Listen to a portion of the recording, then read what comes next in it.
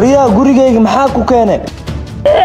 abaayo maxaa ku daare laakiin ilaa had laba dareemay ma aqaan waxa igu dhacay laba soo baxa ku soo baare asaaskii dunida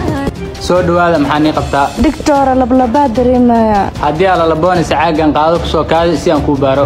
ayasha inaan raago argiyo waxana haydaw 10 daqiiqo ay jawaabtu ku soo bixisa banaanka si firiso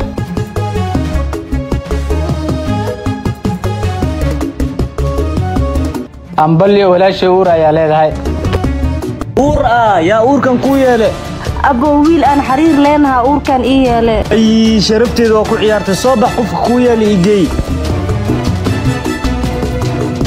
asluubta wana asankiyo abo waa kana ninka uurka ii yeelay ku sheegay ma adiga uurka shay maxaa walaashay ayda baanaha ka qarabatay walaashay miya saas ku tilmaamaysaa ayasha inaan raago adiga uurka ii yeelay miyaa igu inkiraysaa wax walba xaqiiqada hadda ogaanaysaa abaayo asaaskii dunida iyo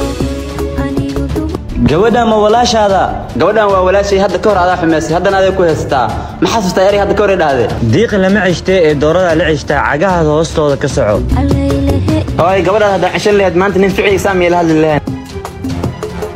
shalay gabdhaha Soomaaliyeed sharaftooda ku dheeri jiray maanta walaashay sharafteeda loo dheelay ee walaalo walaashay gurso garka haysta luwaadana waa haystaa kaliya waxa rabay inaan xanuunka dareento walaashaan anaa guursanayo haddana walaashaa sida gabar la soo doonin jiray oo soo doonana saaxib aad u maasan tahay